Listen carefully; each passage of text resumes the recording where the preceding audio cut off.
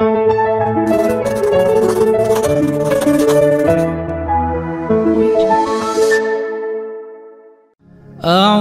بالله من الشيطان الرجيم بسم الله الرحمن الرحيم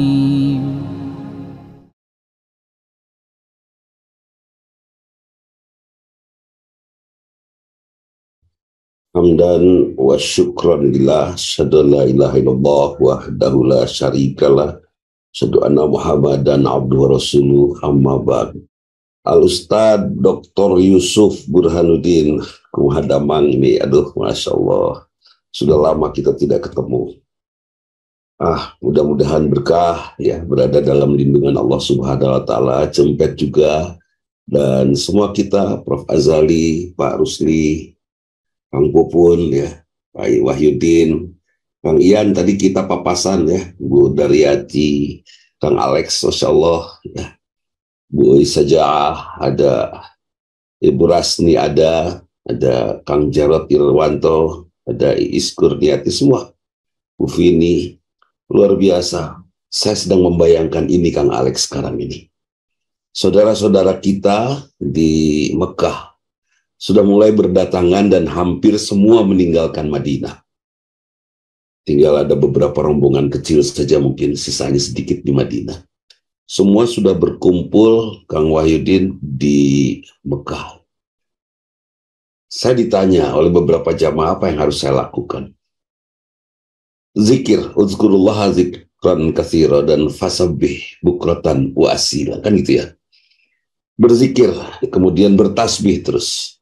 Hari ini sampai kita masuk ke dalam saat wukuf, bukan hanya menyebut subhanallah, alhamdulillah, la ilaha illallah, Allahu akbar saja, tapi betul-betul ceritakan ke dalam diri kita tentang keagungan Allah. Bagaimana akbarnya Allah, bagaimana rahman rahimnya Allah. Seperti ini Kang Alex, seperti saya kemarin menyampaikan Kang Mikdar dalam broadcast saya. Kalau Allah memerintahkan kepada kita untuk bersedekah, dan Allah yang memerintahkan kita itu adalah yang maha kaya, maha pengasih, maha penyayang, dan la yukhliful mi'ad, tidak pernah mengingkari janjinya. Allah berjanji akan membalas, membayar, mengembalikan, bahkan luar biasa, akan berlipat ganda Allah. Nah, ketika kita mampu menghayati pernyataan Allah itu, bahwa Allah pengasih penyayang, maha kaya, maka insya Allah, kalau keyakinan itu sudah ada di dalam hati kita, kita tidak akan pernah ragu-ragu lagi untuk melakukan kebaikan. Iya kan? Karena pasti dibalas oleh Allah. Nun aya keneh nu ragu-ragu, Kang Pupun misalnya mau sodakon lebih kata jadi Kang Pupun. Misalnya sanes Kang Pupun ini contoh Kang Pupun. Seandainya itu terjadi, subhanallah, Kang Pupun sangat tidak yakin Allah maha kaya, Allah tidak mengingkari janjinya, dan Allah maha pengasih, maha penyayang. Subhanallah, kalau keyakinan itu hilang. Kalau Cempet tadi mengatakan agak sedikit menekan kepada kita, bisi maut, bisi tidak sempat lagi, itu kata Cempet. Ya, bahasa saya, kunaan bisi maut, karena kalau sudah keburu meninggal, saat ini kita sedang berada dalam kondisi tidak beriman kepada Allah yang Al-Ghani, yang maha kaya. Terus seperti ini ya Aswan, Kang Mikdar, seperti ini.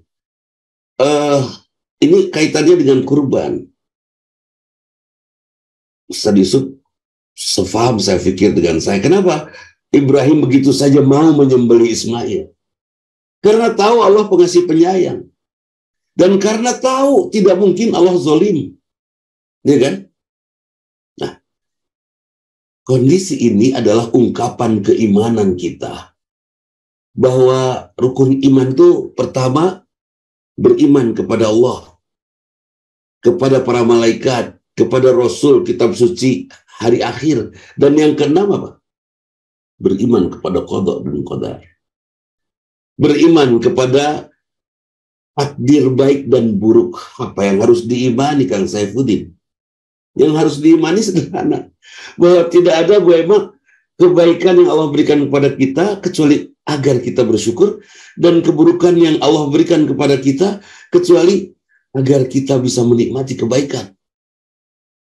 Atau mungkin mustahil Allah memberikan keburukan untuk keburukan manusia. Memberikan keburukan untuk keburukan manusia mustahil.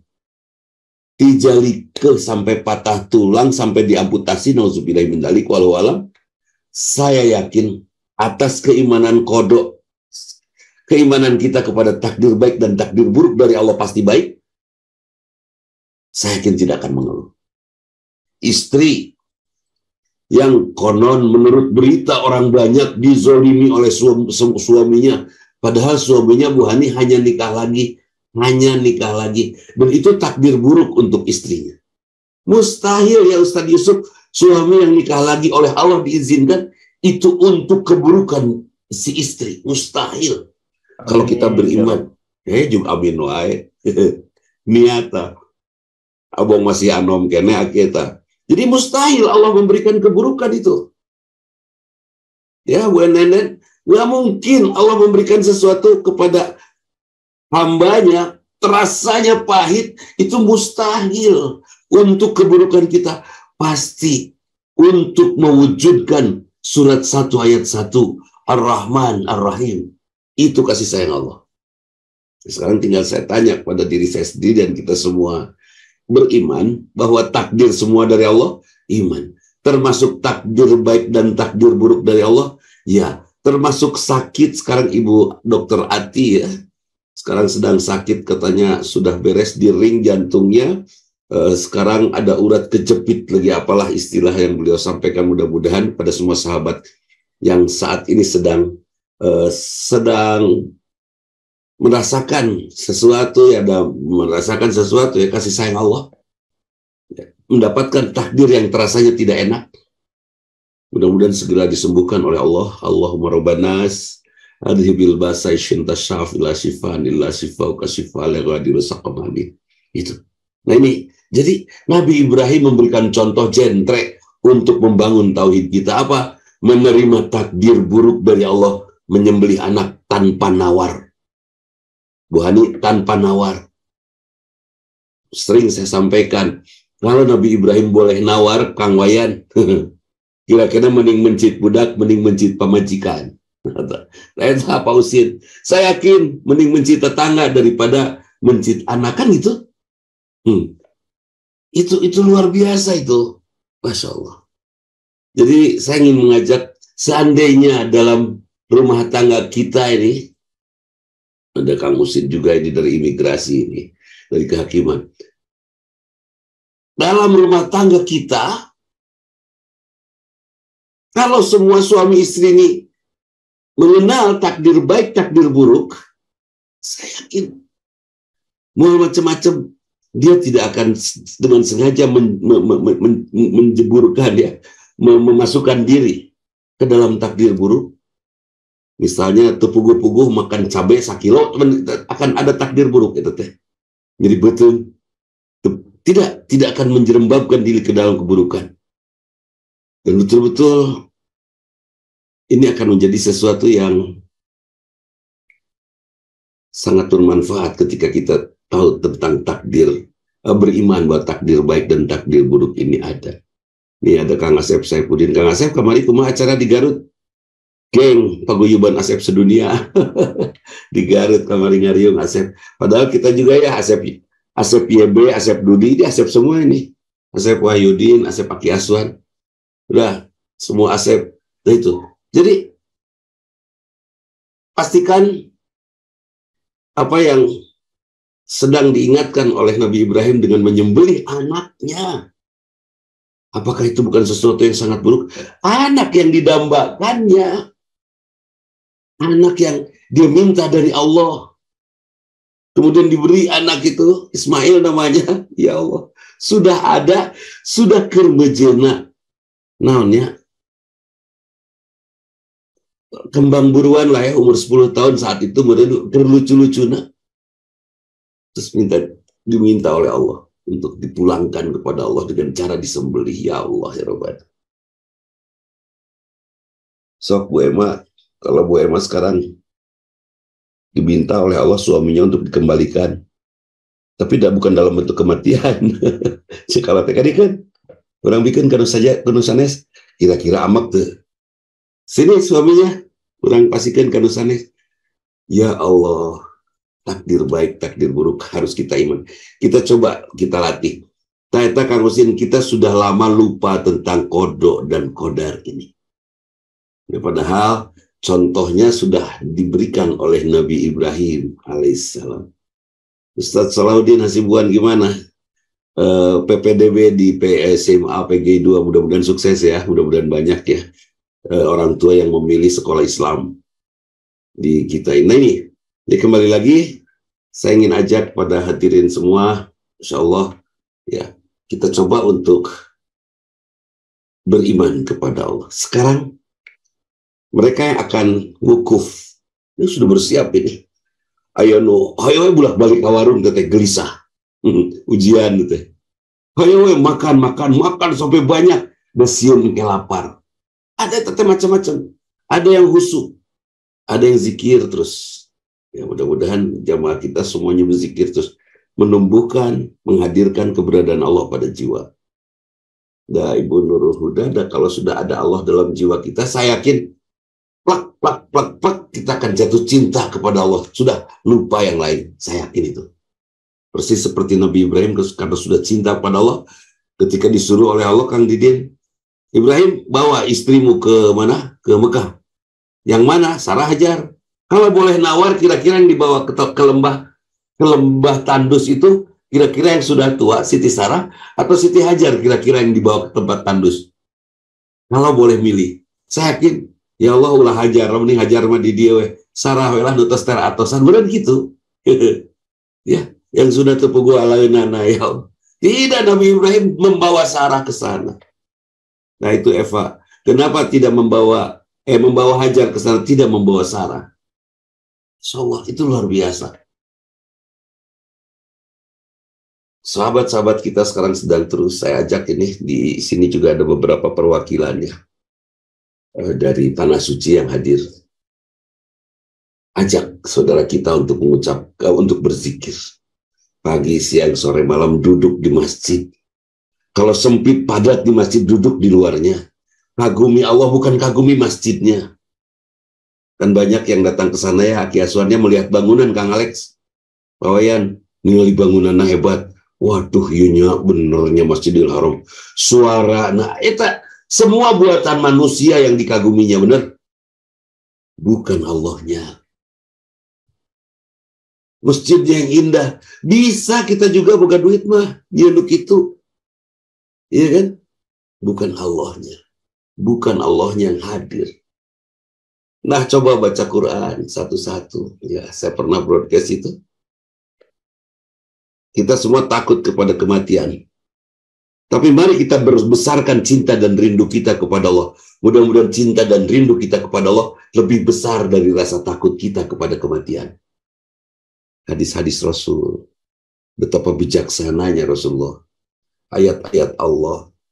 Betapa indahnya ayat-ayat itu. Dari hadis ada hukum. Tidak selalu hadis itu kita baca untuk kita terjebakkan. Hukumnya tidak. Bisa saja kita ambil hal-hal mengagumkan dari hukum itu. Pernah kan ada sahabat Rasul yang sudah hubungan suami istri. Ya Rasulullah, saya harus mandi janabat. Kenapa harus mandi junub? Ya saya sudah bergaul dengan istri saya ya Rasulullah. Oh ya, tapi nggak ada air ya Rasulullah. Kata Rasulullah, tayamum. 2 orang itu. Yang satu tayamum juga. Terus yang satu ditanya, bagaimana cara kamu tayamum? Saya guling-guling, nggak mandi kan judulnya. Terus yang satu lagi, bagaimana cara kamu tayamum? Ya saya tayamum aja seperti sholat. Rasulullah tidak membenarkan yang satu dan menyalahkan yang lain. Rasulullah senyum. Karena tahu, isi kepala dua manusia itu berbeda. Kalau salah satunya dibela, pasti yang lain akan menghujat. Secara mental belum harus ada perbaikan, dibiarkan. Hebat tuh Rasulullah. Itu salah satunya salah itu. Setelah lama, setelah mereka semua dewasa dan cukup bijaksana, baru Rasulullah menyampaikan bahwa yang benar itu cukup tayamum seperti sholat, tekudu gugulutukan gitu kan. Terus yang pernah gugulingan kabayang nanti tersenyum, kikik merenya gitu aja. Kabayang nanti. Itu apa? Bijaksana sekali Rasulullah ya Ustaz Yusuf ya. Ustaz YB, Rasul, bijaknya Rasul membuat kita rindu. Hebatnya Allah membuat kita rindu. Dan rasa rindu kita kepada Allah dan Rasulnya membuat kita tidak takut lagi menghadapi kematian. Mari kita tumbuhkan dari kejadian kurbannya Ismail ini untuk tumbuh pada diri kita keimanan kepada takdir baik dan takdir buruk. Bahwa semuanya dari Allah untuk kebaikan kita. Kurban, ya kalau kita akan paksakanlah ya. Paksakan asal jangan hutang, satu itu. Yang kedua, boleh nggak saya tidak mengambil dagingnya, boleh aja sih. Asal niatnya memang ingin membagikan semuanya, dan memang kondisinya sekarang banyak orang yang sama sekali tidak butuh, bukan tidak butuh ya, untuk kesehatan. Orang kota umumnya karena kesehatan dia tidak, bahkan dilarang untuk menikmati dagingnya. Jadi kemudian model tadi Ustaz, orang yang sudah meninggal, jangankan yang sudah meninggal, yang sakit jiwa, anak-anak yang belum akil balik saja tidak dapat kok, apalagi yang sudah tidak hidup, ya kan. Jadi cukup ketika pawayan berkurban, maka pawayan akan menjadi pahala, kurbannya pawayan akan menjadi pahala bagi orang tua, bagi adik, kakak, bagi semua orang yang berjasa. Jadi Bu Min miliki jasa yang sebanyak-banyaknya, berikan jasa yang sebanyak-banyaknya kepada banyak orang yang soleh.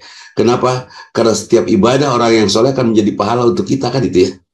Seperti itu. Jadi ya, kalau Ustadz Yusuf Burhanuddin ini soleh, kita berikan saja jasa kita kepada beliau. Setiap beliau ibadah, setiap beliau dakwah, kita akan dapat pahalanya seperti itu. Jadi subhanallah, ini tentang pertanyaan tadi tentang mereka yang sudah meninggal, boleh nggak kita potongkan kurban? Yang saya hariwangu bisingan hunkeun tah datang atau ketik nuhun berat itu. Terus bagaimana dengan kurban untuk satu keluarga, satu ekor kambing? Saya masih bertanya ini tentang keterangan itu, meskipun hadisnya ya sahih ya. Kalau satu ekor kambing bisa untuk satu keluarga, kenapa sapi dibatasi 7 orang? Kenapa unta dibatasi 10 orang? Saya melihat mungkin ini kondisional. Pada saat mungkin Ibu Daryati Rasyad tidak ada lagi uang, hanya segitu-gitunya, mungkin itu sah. Dengan 1 ekor, semua dapat pahalanya. Atau di kampung kita, di kota kita, tidak ada lagi orang yang jualan kambing, hanya ada 1. Kita hanya bisa belinya 1 gitu, dijatah oleh tukang domba, ikatan tukang domba seluruh kota Bandung misalnya. Dapat jatah 1, ya udah, karena memang adanya hanya 1, kambingnya untuk semua. Tapi kalau kambingnya ada 7, uangnya cukup untuk beli 7, ya kenapa tidak? Untuk beli 10, kenapa tidak? Gitu kan. Ini dan kalaupun 1, semua sekeluarga 1 dapur mendapatkan pahala, benar. Karena memang kita tidak mungkin bisa hidup tanpa keluarga kita. Artinya ada jasa adik kakak kita, ada jasa istri suami kita, ada jasa orang tua kita. Mereka yang pernah berjasa akan mendapatkan pahala dari ibadah kita tadi. Kalau tidak ada dapur, berarti kontrakan rumahnya. Bukan. Suatu saat akan ada satu episode, satu generasi yang di rumahnya tidak ada dapur. Yang ada aplikasi Gojek. Ayo gosen, kan bahaya itu. Ini ya, diwaspadai karena semua akan menjadi efisien dengan teknologi ya, Kang Pak Wayan ya. Nanti Pak Wayan sakit tinggal masuk ke kapsul aja. Di kapsul sudah dideteksi semua penyakitnya lengkap, langsung keluar resep, masukin resepnya ke mesin lagi, keluar obatnya. Udah tidak butuh dokter nanti. Walau alam, bahkan mungkin makanan pun tidak ada dapur nanti di rumah kita. Ya, seperti itu. Seperti banyak orang tua yang sekarang sudah tidak butuh dapur. Karena dia nggak goler dan tidak pergi ke dapur, anaknya yang ngirim makanan. Jadi yang sakasur, sadapur, salembur, serumah tangga kita, orang-orang yang berjasa kepada kita akan mendapatkan pahalanya. Yang jelas, kalau kita punya kesempatan untuk berkurban saat ini, lakukan. Kira-kira ini kalau untuk bentuknya uang, terlepas dari Nabi Ibrahim, rela nggak kita buang uang gitu saja? Gitu. Bahkan tidak menyaksikan pun tidak ada masalah. Sekarang banyak orang yang berkurbannya di Palestina. Tidak menyaksikan atau kena menikmati, maka ngirimkan daging domba nanti itu kubaha kan itu ya. Sudah ikhlas. Bukan saya tidak ingin daging dombanya, tapi saya lebih berharap semua sahabat, saudara saya yang mungkin saat ini sedang ingin butuh protein hewani, mereka terpenuhi kebutuhannya. Kan itu ya. Ikhlas, bukan berarti kita tidak ingin, tapi memang kita tidak akan ambil, itu tidak ada masalah. Yang jelas, Idul Kurban ini datangnya 1 tahun 1 kali, rentang waktunya 12 bulan, kita tidak tahu apakah 12 bulan ini kita masih bernafas atau tidak. Sada ayah Ibu Imas Karyama ini, Bu Imas, hei, nongol dong. Ini. Jadi ada hal yang memang harus kita yakini bahwa Allah akan membalasnya. Membalas begini, membalas dengan kebaikan berlipat ganda. Kalau saya bersedekah 1.000 rupiah, Allah akan membalas jadi 10.000. Sedekah 10.000, Allah akan membalas jadi 100.000. Kali 10 ya. 100.000 kita sedekah, Allah akan balas 1 juta. 1 juta Allah akan balas 10 juta. 10 juta Allah akan balas 100 juta. Kalau dibalasnya dalam bentuk seperti itu, seperti yang dialami oleh Umar bin Khattab, 1 butir kurma dibalas dengan 9 butir. Mana hiji deui cek Umar teh ragrag Umar tuh kan harusnya 10. Nah, itu Umar bin Khattab, kejadian pada Umar bin Khattab. Tapi kalau balasannya seperti itu, pada berat. Kita akan rajin bersedekah, kemudian kita akan kaya, kemudian pertanggungjawabannya di akhirat terhadap berat kan itu ya. Jadi ternyata 1 kali sedekah akan memberikan manfaat yang berlipat-lipat kepada orang lain. Sekarang Ibu Min kurban, yang dapat bagian dari hewan kurbannya Ibu Min, ada misalnya 40 orang. 1 kilo ewang dibagi ya, dari 40 kilo seekor kambing 1 kilo ewang. Terus dari 40 orang tuh 20 orang jadi sehat gara-gara daging kurban kita. Kesehatan dia memberikan manfaat kepada orang lain. Terus manfaat itu membuat banyak orang jadi gembira terus itu. Efek domino itu terus. Jadi sawa asana bina mingkuli sumbulati mi'ati habbat itu. Kebermanfaatannya akan berlipat-lipat dan akan menyebar, dan di situ yang disebut nantinya ujungnya itu rahmat. Islam itu rahmatan lil alamin ya. Nah sahabat, sok berkurban bisi malarawat, mending domba nu dipaehan dikurbankan daripada Ustadz dia bedo dipencit. Mudah-mudahan Allah ridho. Hatur nuhun Ustadz. Mangga saya pisan Ustadz. Alhamdulillahirabbil alamin.